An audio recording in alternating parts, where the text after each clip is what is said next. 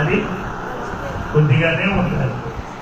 దివారాత్రులు దేవుని యొక్క స్తుతి ఆరాధన పరలోకంలో జరుగుతున్నది. దేవుని బిడ్డలారా, మరి మనం కూడా దేవుని యొక్క సన్నిధిలో ప్రతి విషయంలో కూడా దేవునికి స్తోత్రం చెప్పాలి. దేవునికి స్తోత్రం చెప్పాలి. కష్టకాలాల్లో కూడా దేవునికి ఏం చెప్పాలండి? స్తోత్రం చెప్పాలి. దేవుని బిడ్డలారా నుంచే మరి స్త్రీ, ఏ స్త్రీ 12 సంవత్సరాల నుండి వ్యాధిగ్రస్తురాలై రక్తస్రావంతో బాధపడుతున్న స్త్రీ బాగుపడిన తర్వాత ఆమె అర్థం చేసుకున్నదంట, నేను బాగుపడ్డానని. అదేంటండి, నేను బాగుపడ్డాను. ఎందుకు బాగుపడ్డాను? ఆమె ఎందుకు బాగుపడ్డదండి? ఎందుకు బాగుపడ్డదమ్మా? మాట్లాడే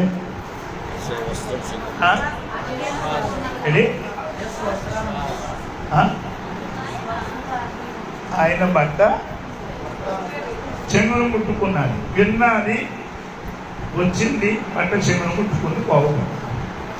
నేను ఈ బట్ట చెంగును ముట్టుకొని బాగుపడ్డాను అంటే, బాగుపడ్డాను అంటే ఇన్నా దాన్ని బట్ట వచ్చింది. ఈరోజు దేవుని యొక్క సన్నిధిలో నువ్వు బాగుపడే మాటలు చాలా ఉన్నాయి.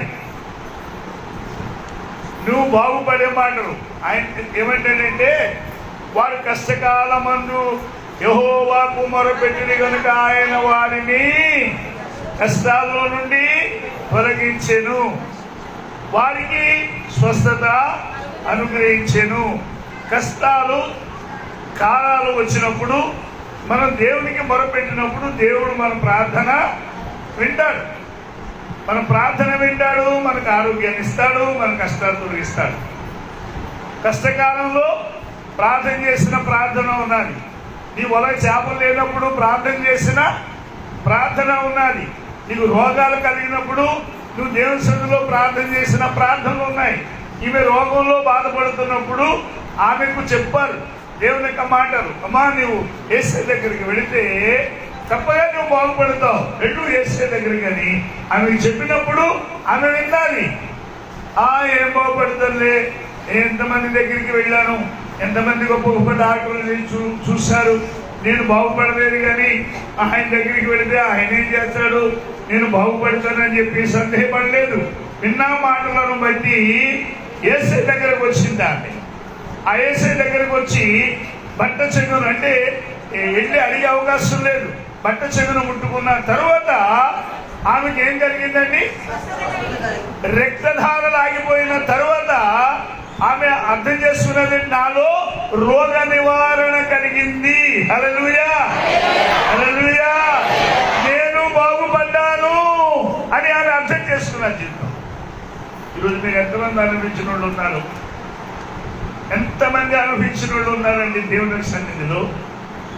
ఈరోజు నీ వ్యాపారం బాగులేదంటే నీ రాబడి అంతట్లో దశమ భాగం దేవునికి, తర్వాత నీ రాబడి అంతట్లో కానుకలు దేవునికి, నీ రాబడి అంతట్లో నీ మొక్కుబడులు దేవునికి చెల్లించే ఆ యొక్క ఉద్దేశాల్లో మనం తగ్గిపోయాం.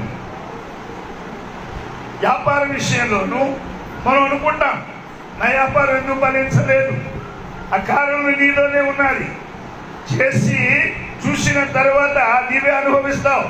నువ్వు గట్టిగా చెప్తావు దేవుని సన్నిధిలో, దేవుని యొక్క సన్నిధిలో నువ్వు బహు గట్టిగా చెప్పగలవు. కారణం ఏంటంటే దేవుడు నన్ను దీవించాడు, దేవుడు నన్ను ఆశీర్వదించాడు. హల్లెలూయా, హల్లెలూయా, హల్లెలూయా. అనేకుల సాక్ష్యాలు తాము అనుభవించిన దానిని బట్టి చెప్పుకున్న వారిగా ఉండాలని, తాము అనుభవించిన దానిని బట్టి తెలియజేసుకున్న వారిగా ఉండాలి. ఒక రోజంట యేసు ప్రభు వారు కోనేటి దగ్గరికి వెళ్ళారు. ఏ కోనేటి అంటే 5వ అధ్యాయం యోహాను సువార్తలో 5వ అధ్యాయం 1వ వచనం నుండి 2 మాటలు అక్కడ రాస్తారు. చదవండి. యేసు యెరూషలేమునకు వెళ్ళెను. యెరూషలేములో గొర్రెల ద్వారము దగ్గర కలదు. హెబ్రీ భాషలో బెతెస్దా అనబడిన ఒక కోనేరు కలదు. దానికి 5 మంటపములు కలవు. వింటున్నారమ్మా? దానికి 5 మండపములు కలవు. ఆయా సమయములో దేవదూతలు ఆయా సమయములో దేవదూతలు కోనేటిలో దిగి నీళ్లు కదిలించినప్పుడు పిమ్మట మొదటి ఎవరు దాంట్లోకి వెళ్ళునో వాడు ఎట్టి వ్యాధి గలవాడైనా బాగుపడును. కనుక ఆ మండపములో రోగులు, గుడ్డివారు, కుంటివారు, ఊచకాలు చేతులు గలవారు గుంపులు గుంపులుగా పడి ఉన్నారు. వీరందరూ ఎవరనుకుంటున్నారు? దేవుని పిల్లలే. వీరందరూ కూడా దేవుణ్ణి ఆరాధించువారే. ఒకప్పుడు బ్రతుకుల్లో గుడ్డివారైపోయారు, బ్రతుకుల్లో కుంటివారైపోయారు, శరీరంలో బలహీనులైపోయారు, ఉచకాలు చేతులు గలవారైపోయారు, శరీరంలో అనారోగ్యాన్ని సంపాదించుకున్నారు, ఆరోగ్యాన్ని పోగొట్టుకున్నారు. దేవుని బిడ్డలారు, ఒకప్పుడు దేవుని మందిరంలో జీవించిన ఈ పిల్లలు, ఒకప్పుడు దేవుని మందిరంలో కనబడిన ఈ పిల్లలు, ఒకప్పుడు దేవుని ఆరాధనలో ఉన్న ఈ పిల్లలు ఈరోజు ఎక్కడున్నారండి? ఎక్కడున్నారు? పడున్నారంట, గుట్లుగా పడున్నారు, వ్యాధిగ్రస్తులై, ఊచకాలు చేతులు గలవారై, గుడ్డువారై, రోగులై, బలహీనులై, గుట్టలు గుట్టలుగా పడి ఉన్నారు. ప్రియమైన దేవుని బిడ్డలారా, ఈ రోజు ఎంతమంది దేవుని బిడ్డలు జీవితాల్లో పడిపోయిన వారుగా ఉన్నారు? ఎంతమంది ఆత్మీయ జీవితంలో పడిపోయిన వారిగా ఉన్నారు? ఎంతమంది శరీరరీతిగా పడిపోయిన వారిగా ఉన్నారు? పడిపోయావు నువ్వు. ఈ రోజు నీ ఆశీర్వాదం పోగొట్టుకున్నావంటే పడిపోయిన నిన్ను బట్టియే.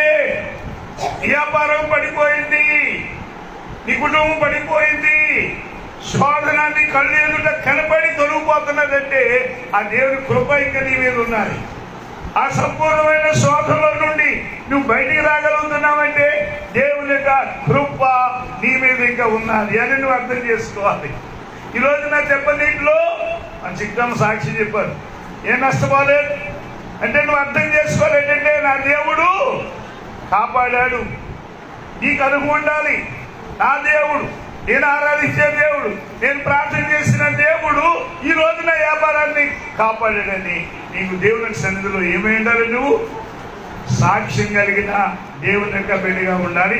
నీవు అనుభవించిన దేవుని బిడ్డగా ఉండాలి. దేవుడు నా పట్ల ఈ కార్యము చేసేను అని. అలాగే ఆయన గుట్ల గుట్ల ఉన్న ఆ యొక్క మనుషులను చూస్తూ ఆయన వచ్చినప్పుడు అక్కడ ఒక ప్రత్యేకమైన ఒక వ్యక్తి ఉన్నాడంట. ఎన్ని సంవత్సరాల నుండి? 38 ఏండ్ల నుండి వ్యాధి గల ఒక మనుషుడు ఉండెను. యేసు వాడు పడి ఉండుట చూచి ఉన్నాడని దేవుడు అడిగిన వాడు. ప్రియమైన దేవుని బిడ్డలారా, నువ్వు అలాగూ పడి ఉండుట ఆయనకి ఇష్టం లేదు. నీ పాప జీవితంలో పడి ఉండుట ఇష్టం లేదు. నీ పాపము వలన రోగాలు సంపాదించుకొని అలా పడి ఉండుట దేవునికి ఇష్టం లేదు. మీరు దేవుని పిల్లలు, దేవుని సృష్టి, ఆయన స్వరూపంలో దేవుడు నిన్ను చేసుకున్నాడు. ఆయన స్వరూపంలో దేవుడు నిన్ను కలుగు చేసుకున్నాడు. నిన్ను పుట్టించిన తర్వాత ఆశీర్వదించాడు ఆయన.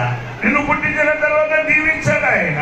దేవుడు నిన్ను గొప్పవాడిగా చేయాలనుకున్నాడు. నేను పిల్లలను పెంచి వారిని గొప్పవాడిగా చేస్తుంది. దేవుడు నిన్ను గొప్పవాడిగా చేసినప్పుడు, నేను నిన్ను గొప్పవాడిగా దీవించినప్పుడు, ఆయన నిన్ను గొప్పవాడిగా దీవించి ఆశీర్వించి నడిపించిన దినాల్లో నువ్వేమైపోయి ఉంటే పాపం. మన ఆకలిలో చదివితే ఆయన బాగుపడ్డాడు, వెళ్ళిపోయింది. వేసే వచ్చి ఆయన పన్నెండుగా చూశాడు, అడిగాడు, నన్ను ఎవరు తీసుకెళ్తలేదు, నేను ఇలాగున్నానంటే నీకు బాగుపడాలని ఇష్టం ఉన్నదంటే నన్ను ఎవరు లోటు తీసుకెళ్తలేదు. దూతలకు అందించినప్పుడు ఇలాగే ఉన్నారు. చాలా కాలం నుండి పడి ఉన్నాను. కనికారం గల దేవుడు, యేసయ్య కనికారం కలిగిన వాడు. ఈ రోజు నీ వ్యాపార విషయాలు అర్థం చేసుకో. ఎందుకు నీ వ్యాపారం పడిపోయింది? ఎప్పుడైనా నువ్వు నమ్మకంగా ఉన్నావా? 100% నమ్మకంగా ఉన్నావా?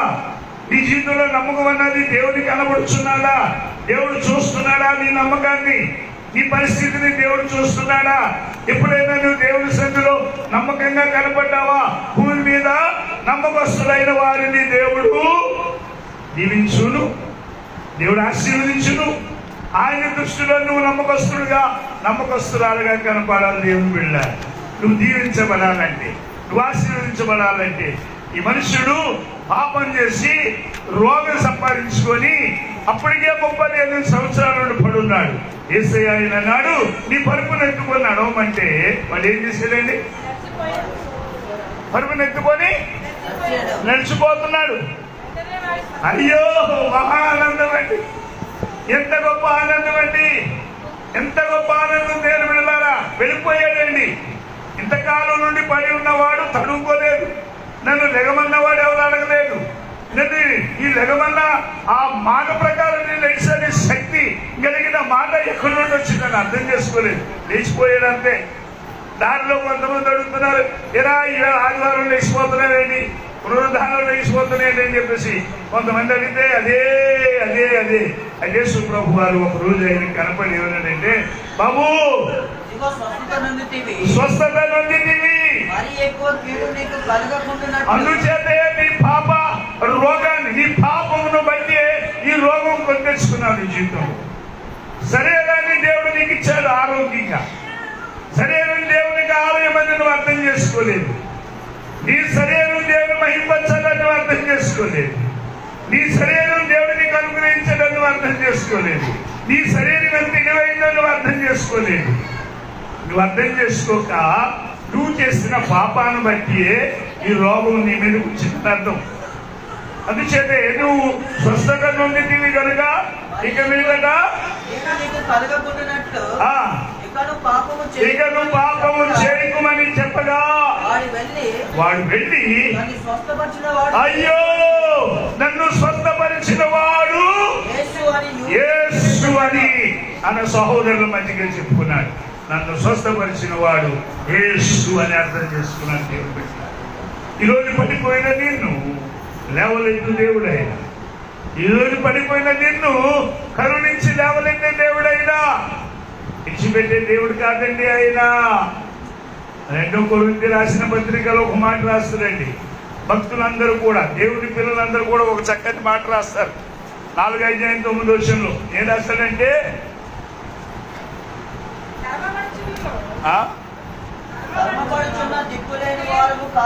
మేము ధర్మపడుచున్నను దిక్కులేని వారము కాము, పడద్రోయబడినను నశించు వారం కాము. ఎందుకంటే మేము సేవ చేసిన దినాలు, సేవ చేసిన దేవుని యొక్క పిల్లలు.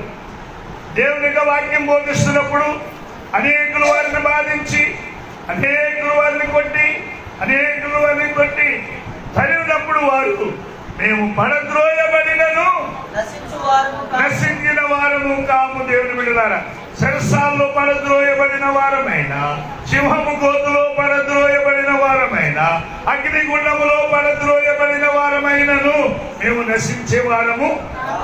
ఎందుకంటే మమ్మల్ని ప్రేమించే దేవుడు కరుణామయుడు. మేము నమ్ముకున్న దేవుడు నమ్మకస్తుడు. ఆ అగ్నిలో కాపాడినదే, పడిపోయిన అగ్నిగుండంలో నుండి బయటికి రప్పించిన దేవుడు, ఆ పడిపోయిన సింహగోతులో నుండి బయటికి తీసుకొచ్చిన దేవుడు, పడిపోయిన ఆ చిరస్థానంలో నుండి బయటికి తీసుకొచ్చిన మన దేవుడు.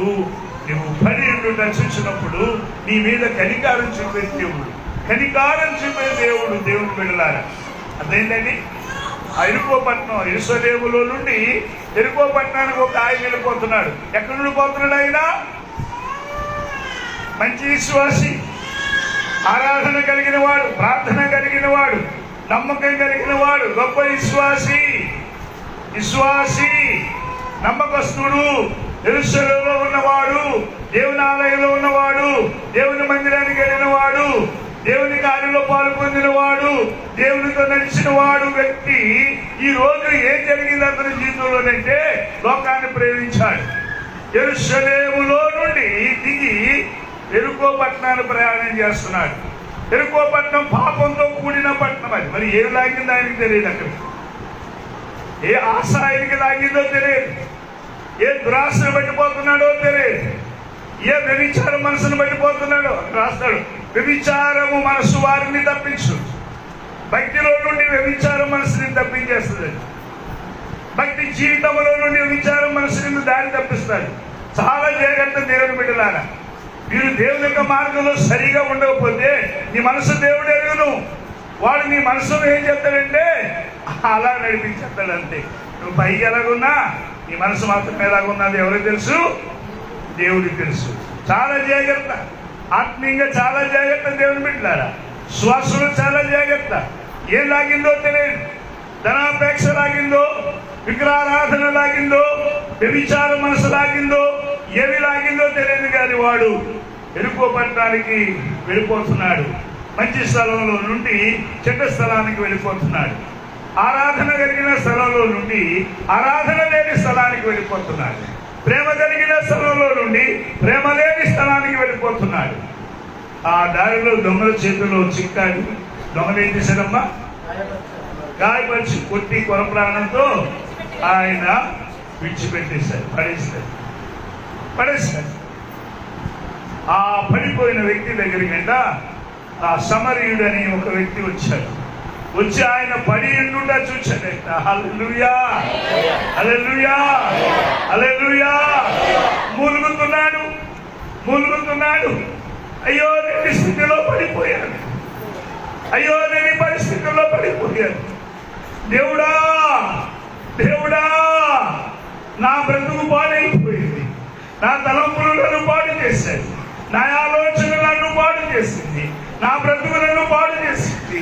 అయ్యో నేను బ్రతుకులో పాడైపోయాను, ప్రయాణంలో వాడిపోయాను, జీవితంలో వాడిపోయాను అని ఉండి మూలుగుచున్నాడంట.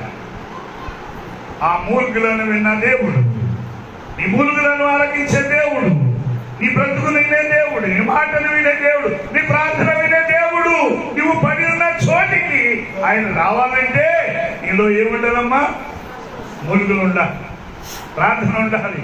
దేవా నేను పడిపోయాను, నేను రావలేదు, ఇంకా గాయపరచబడ్డాను, నా శరీరమంతా గాయాలే. అయ్యో నేను ఇష్టంగా శక్తి లేదు, నేను ఇంకా జరగలేను, నడవలేను. ఇలా ఉంటే నేను చనిపోతాను. దాహముతోనైనా తిండి లేకుండా నా శరీరంలో గాయములు శక్తిగా అయిపోయి అవి గుళ్ళిపోయి వాటి వలనైనా నేను చనిపోతానేమని ఆయన మూలుగుచ్చుకున్నాడు. దేవుని బిడ్డ మూలుగుచ్చుకున్నాడు. దేవుడైన మూలులను విన్నాడు. ఆయన దగ్గరకు వచ్చాడు. ఆయన చూసినప్పుడు ఈయన గాయములతో పడి ఉన్నదట. ఆ పడి ఉన్న వ్యక్తిని చూసి ఏం చేసింది? ఆయన దగ్గరకు వచ్చి ఆయన గాయములన్నీ కూడా కడిగి పడి ఉన్న వాడిని లేవనెత్తి తన గాడిద మీద ఎక్కించుకొని పూట కూలి వారి యొక్క ఇంటికి తీసుకెళ్ళాడు. హల్లెలూయా, హల్లెలూయా. ఎక్కడైతే వాడు బాగుపడతాడు, ఎక్కడ వారి గాయాలు కట్టబడతాయో, ఎక్కడైతే సంపూర్ణమైన ఆరోగ్యం వస్తుందో, ఎక్కడైతే సంపూర్ణమైన స్వస్థత కలుగుతుందో, ఎక్కడైతే కడుపు నిండా ఆహారం దొరుకుతుంది, తాగడానికి మంచి నీళ్లు దొరుకుతాయి, కట్టుకోవడానికి వస్త్రాలు దొరుకుతాయి, అటువంటి ఒక పూట కూలి వారి యొక్క ఇంటికి ఎవరు తీసుకెళ్తున్నాడు? పడిపోయిన ఆ వ్యక్తిని ఏం చేశాడండి? లేవలెత్తడా?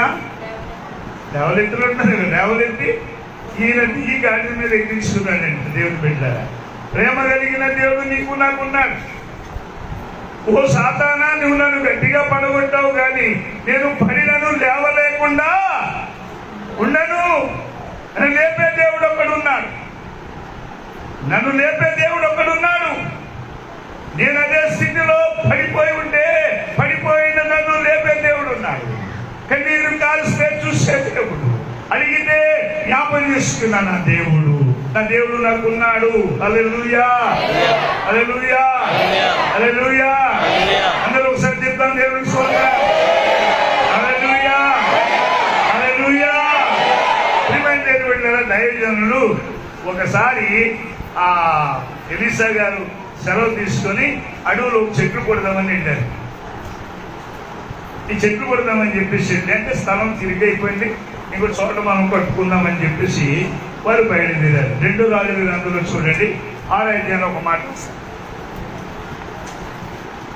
6వ అధ్యాయం 1వ వచనం నుండి 7వ వచనం. అంతటా ప్రవక్తల శిష్యులు చక్కగా చదవాలి. అంతటా ప్రవక్త శిష్యుడు ఎలీషా యొద్దకు వచ్చి, ఎలీషా యొద్దకు వచ్చి, ఇదిగో ఇదిగో నీ యొద్ద మాకున్న స్థలము ఇరుకుగానున్నది. నీ యొద్ద మాకున్న స్థలము ఇరుకుగా ఉన్నది. నీ సెలవైతే నీ సెలవైతే మేము యోర్దాను నదికి పోయి మేము యోర్దాను నదికి పోయి తల యొక్క మ్రాను అచ్చట నుండి తెచ్చుకొని మరి ఒక చోట నివాసము కట్టుకుందామని మనవి చేయగా అతడు ఎల్లుడని ప్రత్యుత్తరం ఇచ్చి ఒకడు దయచేసి నీ దాసులమైన మాతో కూడా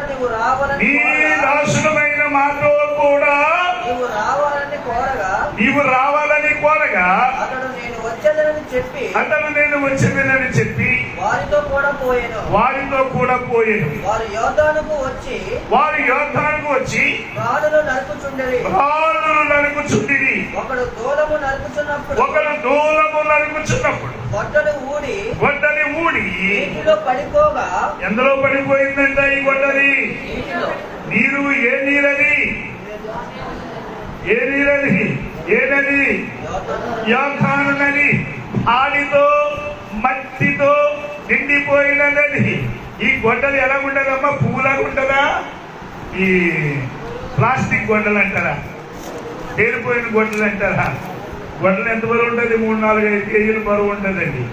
ఆ గొడ్డలి నరికిన గొడ్డలి, ప్రాణులను నరికే గొడ్డలి, ఇల్లు కట్టుటకు ఏర్పాటు చేయబడిన ప్రాణులను నరికే ఆ యొక్క గొడ్డలండి. నరికే గొడ్డలి దేవుని పెట్టారు. పనికొచ్చే గొడ్డలి, దేవుని కొరకు వాడబడే గొడ్డలి, పని నిమిత్తం వాడబడే గొడ్డలి, దేవుని సేవలో వాడబడే గొడ్డలి. ఆ గొడ్డలి నరుకుచుండగా ఊడిపోయిందంట. జీవితాలు ఎంతో మంది అలా ఊడిపోతున్నాయి. భక్తి జీవితం ఊపేస్తాను, నేను ఇంకా ఊపేస్తాను. చాలా మంది అలాగే అనుకుంటారు. ఏంటండి, దేవుడు ఏదో సంఘాన్ని అప్పుడు చెప్తే ఆ సంఘాన్ని ఊపేస్తాను అనుకుంటాడు, వదిలేసిపోతాడు. ఎంతమంది పోయారు పూరిలో నుండి సేవకులు, సంఘాల్లో నుండి. ఏమా భారమైన సేవ ఒక భారమైనది. దేవుడు నేను గొడ్డలిగా వాడుకుంటున్నాడు. ఆ గొడ్డలిగా నువ్వు వాడబడాలి. ప్రాణులను నరికే గొడ్డగా ఉండాలి. పాపాన్ని ఛేదించే గొడ్డగా ఉండాలి. పాపాన్ని నరికే గొడ్డగా ఉండాలి. పాపమును దేవుని సన్నిధిలో శాపమును నరికే గొడ్డగా ఉండాలి. దేవుడు నిన్ను గండ్రగొడ్డగా వాడుకుంటానన్నాడు.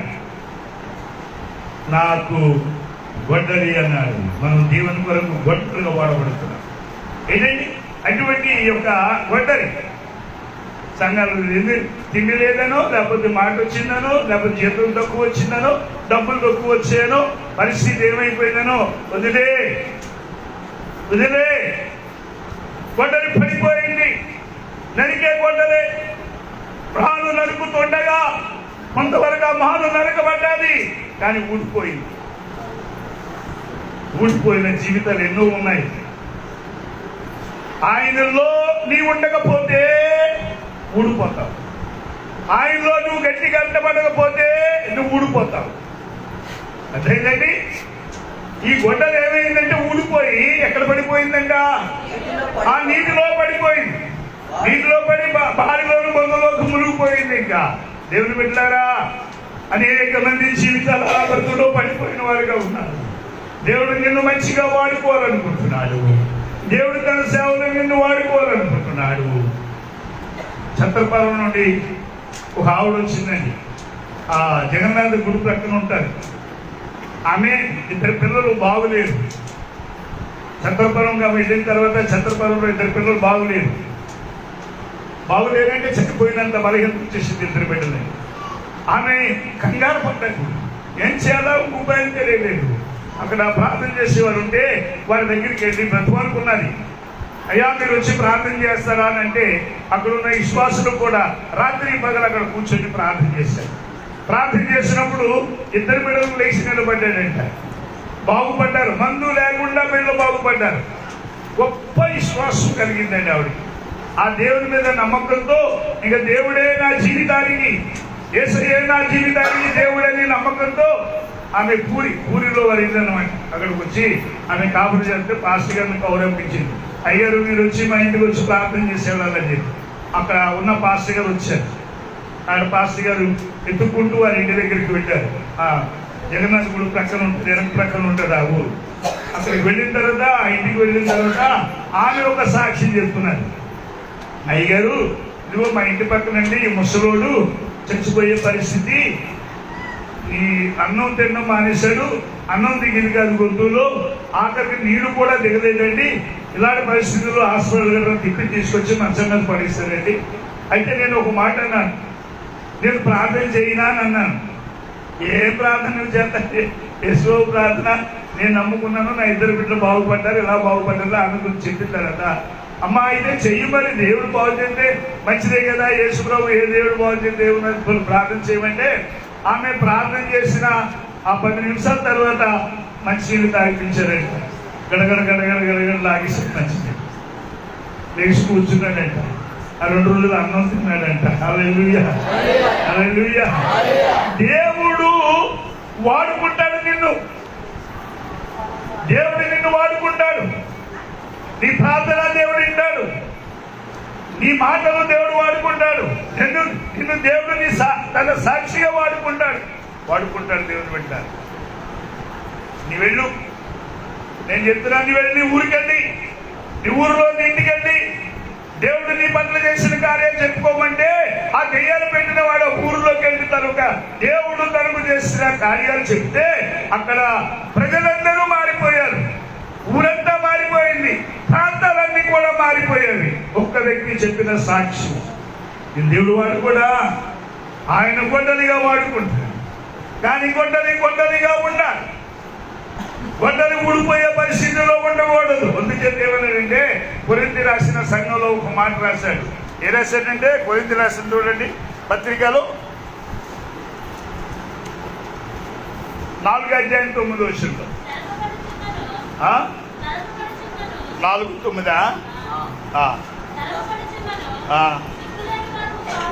లేదు, మొదటి కొరింథీ 10:12 అమ్మా, సారీ, మొదటి కొరింథీ 10:12 అమ్మ, అందరూ వినాలి. తాము నిలిచి ఉన్నామని తలంచుకున్నవాడు పడకుండునట్లు జాగ్రత్తగా చూసుకోమన్నాడు.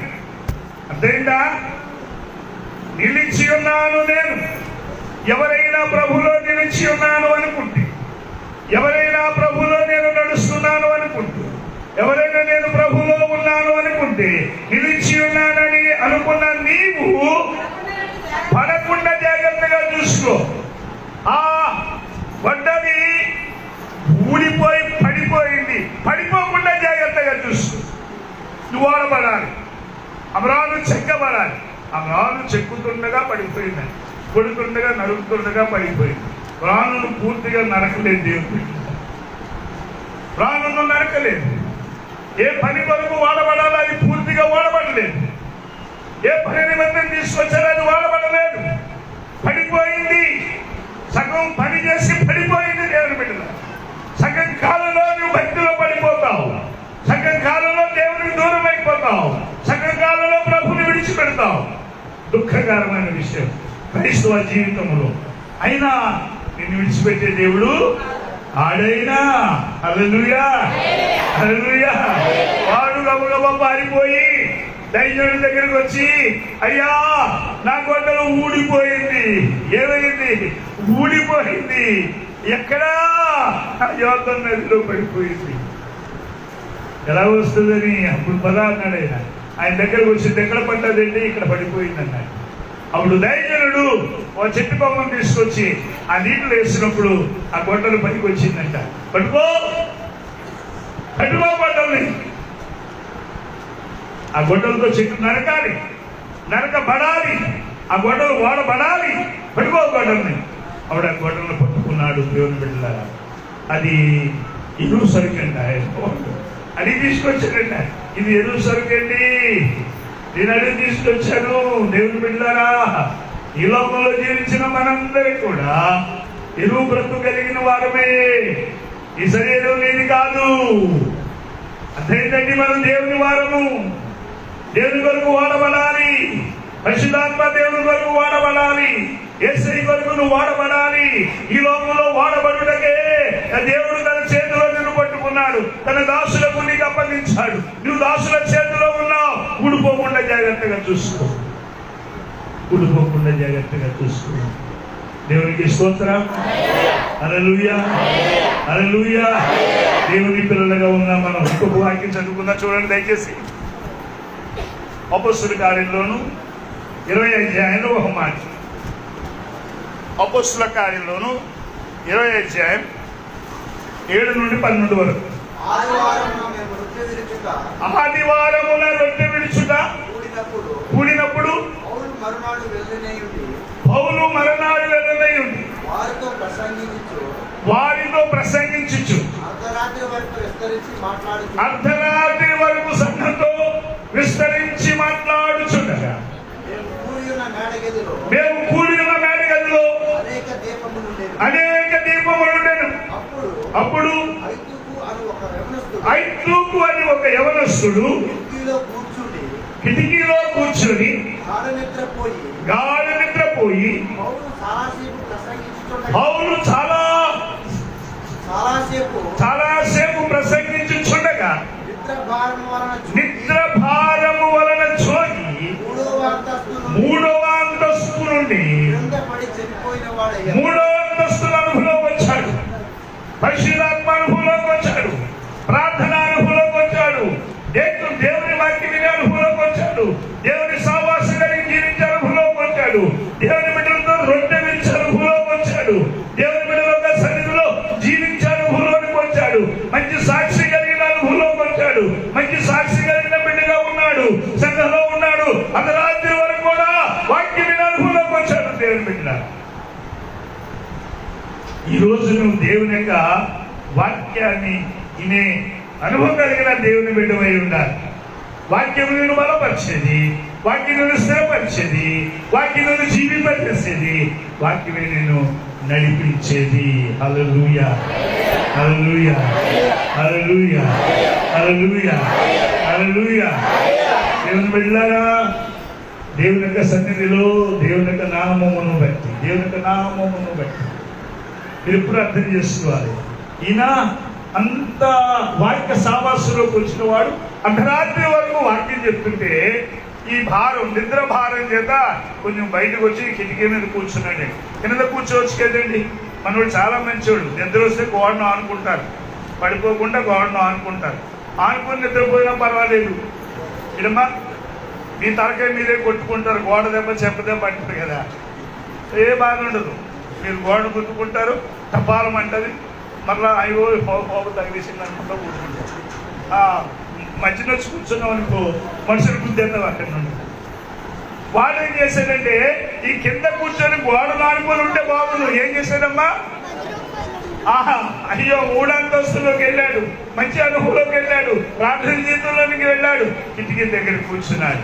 కిటికీ దగ్గర కూర్చొని గాఢ నిద్రపోయేటంట దేవుని వెళ్ళాడు.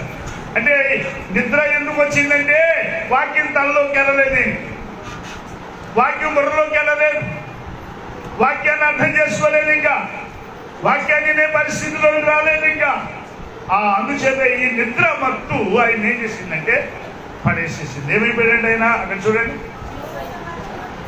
జోగి 3వ అంతస్తు నుండి క్రింద పడి చనిపోయిన వాడు ఆయన. అంతటా పౌలు క్రిందికి వెళ్ళి అతని మీద పడి కౌగిలించుకొని అమ్మా అయ్యారా మీరు తొందరపడొద్దు, సంగమా తొందరపడొద్దు, వాడు చనిపోలేదు, బ్రతికే ఉన్నాడు. హల్లెలూయా, హల్లెలూయా, హల్లెలూయా. నిన్ను 3 అంతస్తుల నుండి సాతాను కట్టేసిన, సాతాను నిన్ను పడగొట్టిన, నిద్ర నిన్ను పడగొట్టిన, పాపము నిన్ను పడగొట్టిన నీ దేవుడు నీ కొరకున్నాడమ్మా. భయపడకు. వాడు నిద్రపోయి కింద పడిపోయి మంచి శ్వాస, బలమైన శ్వాసం, దేవుడితో నడిచిన వాడు, రొట్టె విరుచునందు సావాసమందు అన్ని దినము దేవుని యొక్క సన్నిధిలో జీవించిన దేవుని యొక్క బిడ్డని సాతాను పడగొట్టినప్పుడు వాడు క్రింద పడిపోయిన తర్వాత పౌలు కిందికి వెళ్ళి చూస్తే ఆయన మీద పడి మా ఇంకా బతికే ఉన్నాడు పర్వాలేదు అని చెప్పన్నాడు. చూడండి,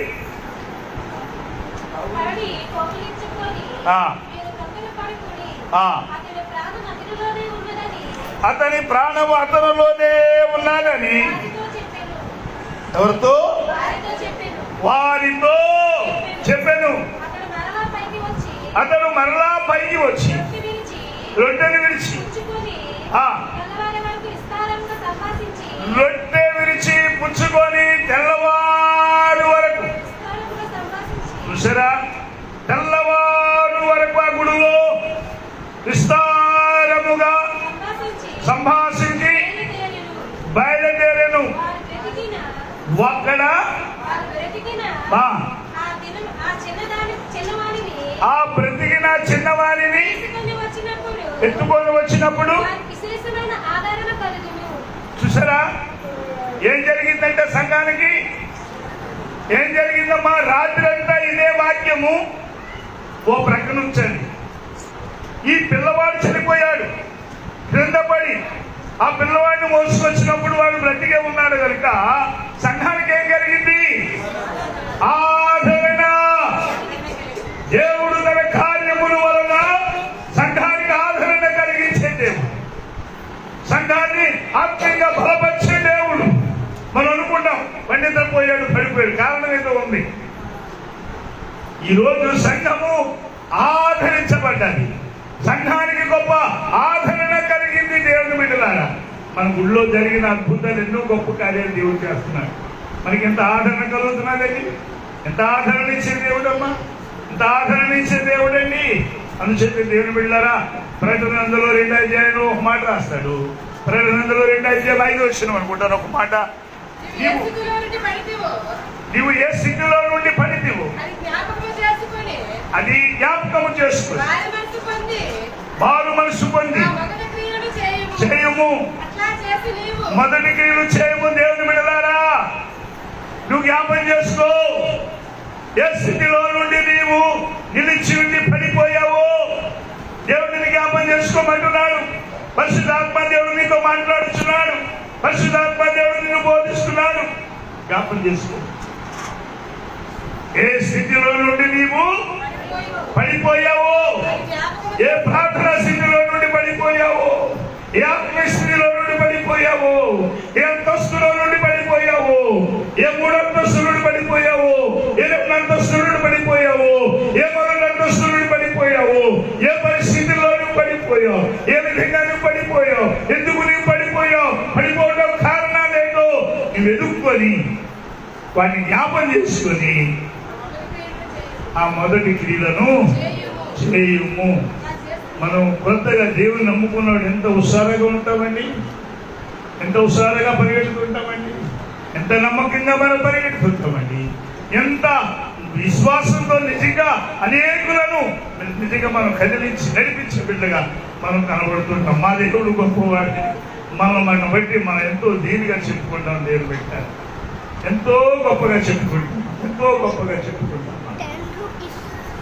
కొరింథీ రాసిన పత్రికలో ఒక మాట రాస్తాడు. నిలిచి ఉన్నామని నీవు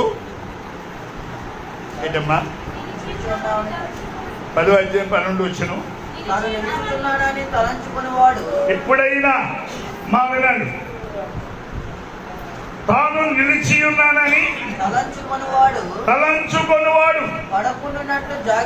నేను దేవుల్లో నిలిచి ఉన్నాను, నేను దేవుని బిడ్డగా నిలిచి ఉన్నాను, నేను దేవుని సన్నిధిలో నిలిచి ఉన్నాను అని తలంచుకొనివాడు వాడు పడకుండునట్లు జాగ్రత్తగా చూచుకొనవలెను. అది నిలిచి ఉన్నాను అని ఎవరైనా అనుకుంటున్నారు అంటే దేవుల్లో నేను నిలిచి ఉన్నాను దేవుని బిడ్డగా అని ఎవరైనా తలంచిన ఎడల, ఆలోచించిన ఎడల మీరు పడిపోకుండా జాగ్రత్తగా చూసుకోవాలండి. వాడు పడగొడతాడండి, వాడు పడగొట్టేవాడు.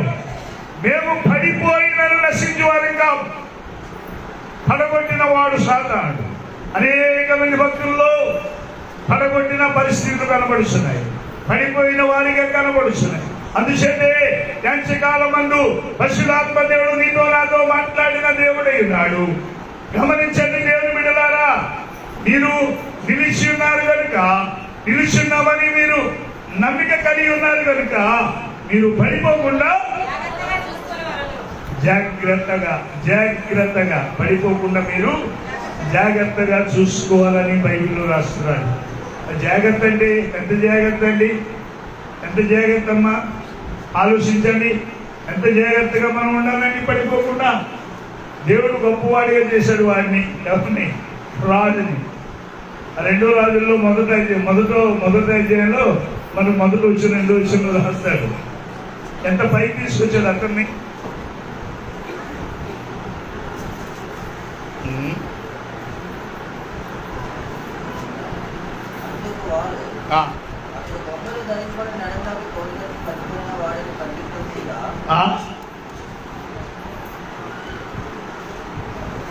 చదువు 6 రెండో రాజులు మొదటి అధ్యాయం మొదటి వచ్చినండి. వెంటనే రాజు 50 మంది అధిపతి అయిన ఒకరిని వాళ్ళు 50 మందితో కూడా 7 గంటలకు పంపాను. అతను కొండ మీద కూర్చొని కాదు, కిటికీలో నుండి పడిపోయినట్టు లేదా? మొదటి వచ్చును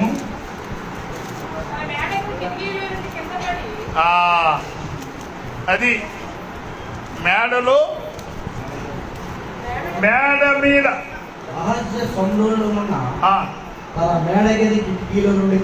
తన మేడగది కిటికీలో నుండి కింద పడ్డాడంట. దేవుని బిడ్డలారా, కింద పడి ఏమైపోయాడు? రోగి అయిపోయాడు. జ్ఞాపం చేసుకో, నిలిచి ఉన్నవని నీవు పడిపోకుండా జాగ్రత్తగా చూసుకో. దేవుడు నిన్ను రాజుగా తీసుకొచ్చాడు, అంతఃపురంలోకి తీసుకొచ్చాడు, ఉన్నతమైన స్థలంలోకి తీసుకొచ్చాడు. ఉన్నతమైన స్థలంలో నిన్ను దేవుడు నిలబెట్టాడు. దేవుని బిడ్డలారా, వాడు కిటికీ దగ్గరకు వచ్చి కిటికీలో నుండి కింద పడిపోయాడంట. కారణం ఏంటో? ఎందుకు రాజుగారు కిటికీలో నుండి కిందకు పడ్డాడు? దేవుని బిడ్డలారా, కిటికీ నుండి కింద పడిపోయాడు అనుకో. పడిపోయిన తర్వాత ఏం జరిగి దెబ్బలు తగిలే రోగి అయిపోయాడు. మనం తీసుకెళ్లి మంచం మీద వేస్తే వాడు జ్ఞాపం చేసుకోలేదు, దేవుని దగ్గర మూలగలేదు, పశ్చాత్తాపం పడలేదు, దేవుని కోరుకోలేదు. అంటే వాడు పడిపోయాడు. కారణం ఏంటంటే దేవుడే అనుకుంటున్నాడు. దేవుడే నన్ను పడగొట్టేశాడని చెప్పి దేవుడి మీద బాధపడి సైతాన్ దగ్గర పంపించుకుంటున్నాను. మనసు దేవుని దగ్గర పంపించుకుంటున్నానండి. నేను బాగుపడతానో లేదో అడిగి రమ్మంటే పంపించుకుంటున్నాను. దేవుడి బిడ్డ, ఇదే స్థితిలో ఉన్నావు, మూలిగే స్థితిలో ఉన్నావా? దేవుని అడిగే స్థితిలో ఉన్నావా? దేవుని స్థితిలో ప్రార్థించే స్థితిలో ఉన్నావా? దేవుని స్థితిలో కనిపెట్టే స్థితిలో ఉన్నావా? దేవుని స్థితిలో ఎదురు చూసే స్థితిలో ఉన్నావా? ఏదైనా అవసరం వస్తే ప్రభు దగ్గరికి వెళ్ళి అడిగే పరిస్థితుల్లో ఉన్నావా? పడిపోయావని చెప్పి లోకానికి వెళ్ళాలని ఆశపడుతున్నావు. వ్యాపారం బాగులేదని లోకానికి వెళ్ళాలని ఆశపడుతున్నావు. నీ బ్రతుకు బాగులేదని లోకానికి వెళ్ళాలని ఆశపడుతున్నావా? యేసయ్యను వదిలేయాలని ఆశపడుతున్నావా? యేసు ప్రభు నుంచి పెట్టాలని ఆశపడుతున్నావా? ఏంటి నీ జీవితంలో? అందుచేతే జాగ్రత్తగా చూసుకో, జ్ఞాపం చేసుకో. దేవుని బిడ్డ, మనం జ్ఞాపం చేసుకున్న దేవుని యొక్క పిల్లలమై ఉండాలి. హల్లెలూయా, హల్లెలూయా, హల్లెలూయా. కీర్తన 2లో ఒక మాట రాస్తాడు. ఏంటి? 144 అయితే 13, 14, 13 లేక 13 చదవండి. మా కోట్లు నింపబడి పలు విధములైన ద్రవ్యములకు నిధులుగా ఉన్నవి. మా గొర్రెలు వేల కొలదిగాను. 145 క్షమించండి. శాశ్వత రాజ్యము, ఈ రాజ్యము శాశ్వత రాజ్యము, ఈ రాజ్య పరిపాలన తరతరములు. వినాలి, అందరూ వినాలి.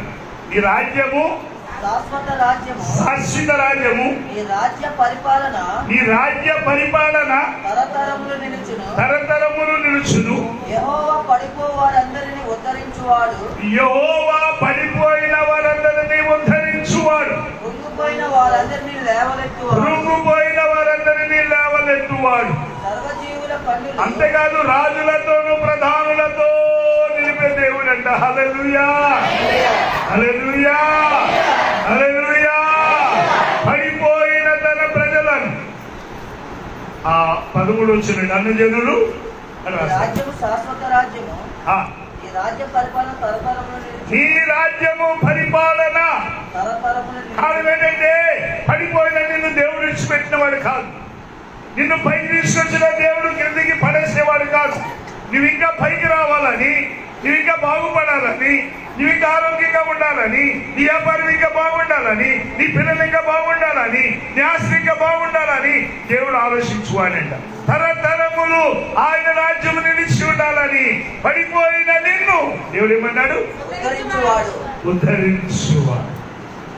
పడిపోయిన దేవుని పిల్లలను దేవుడు ఉద్ధరించువాడు. పెంట కుప్పల మీద దీనులను లేవలెత్తే దేవుడైనా పెంట కుప్పల మీద పడిపోయిన వారిని లేవలెత్తిన వాడు మన దేవుడు. దేవుడు విడలారా నీలో మూలుగుండాలి, ప్రార్థన ఉండాలి, నీ పరిస్థితిని అర్థం చేసుకున్న స్థితి నీలో ఉండాలి. దేవుడు నిన్ను బాగు చేయాలని, దేవుడు నిన్ను పైకి తీసుకురావాలని, దేవుడు నిన్ను ఆశీర్వదించాలని, దేవుడు నిన్ను దీవించాలని ఆశతో కనిపెడుతున్నాడు. విడిచిపెట్టే దేవుడైనా మనలో ఎవరికైనా దూరంగా ఉన్నాడు, విడిచిపెట్టే దేవుడు కాదు. కనుగొన్నాడు ఆయన. 38 సంవత్సరాలు పడున్నాడు. ఆయన కనుగొన్నాడు. ఆయన పడి ఉండట చూశాడు. ఆయన ఏంటంటే యెరూషలేములో నుండి ప్రయాణం చేస్తున్న వ్యక్తిని రోడ్డు ప్రక్కన పడి ఉండుట చూశాడు ఆయన. అలాగే పెంట కుప్పల మీద ఉన్న పడి ఉన్న వారిని చూసే దేవుడై, మనుషులు అనేక రీతిలుగా పడిపోయిన వారిని ఇచ్చిపెట్టే దేవుడైనా మనుషులే. ఆయన మనల్ని ప్రేమించిన వాడు. మీరు వ్యాపారాల కొరకు సాక్ష్యం చెప్పారు, మీ ఆరోగ్యం కొరకు సాక్ష్యం చెప్పారు. మీరు మూలగాలు దేవుని శ్రద్ధలు, కన్నీరు కాచాలి దేవుని శ్రద్ధలు, ఏడ్చాలి దేవుని శ్రద్ధలు. వారు ఏడ్చాలని నేను సంతోషించలేదు, కానీ వారు ఏడ్చి మారుపరుచుకుంటారని సంతోషపడుతున్నాను అంటున్నాడు. నువ్వు ఏడవాలి, నీ మనసు మార్చుకోవాలి, నీ తలంపులు మార్చుకోవాలి. ఏం చేయాలో చేయడం నేర్చుకో. దేవుడు ఏం చెప్పాడు ఆ చెప్పిన మాట ప్రకారం చేయి, ఆ మాట ప్రకారం నడు. నీవు నీ కుటుంబాన్ని దేవుడు దీవిస్తాడు, వ్యాపారాన్ని దేవుడు దీవిస్తాడు, నీ బిడ్డలు దేవుడు దీవిస్తాడు. బలహీనతలను తొలగించి సంపూర్ణమైన ఆరోగ్యాన్ని ఇచ్చే దేవుడైన, సంపూర్ణమైన ఆరోగ్యాన్ని మనం కలిగి ఉండాలంటే దేవుని స్థితిలో మనం కన్నీటితో ప్రార్థన చేసి మన జీవిత యాత్ర విషయంలో మనం తెలుసుకొని ప్రభువుల ముందు సాగిపోదాం. అటు కృప దేవుడు మనందరికీ అనుగ్రహించును గాక. ఆమేన్. పాట పాడుతున్నాం.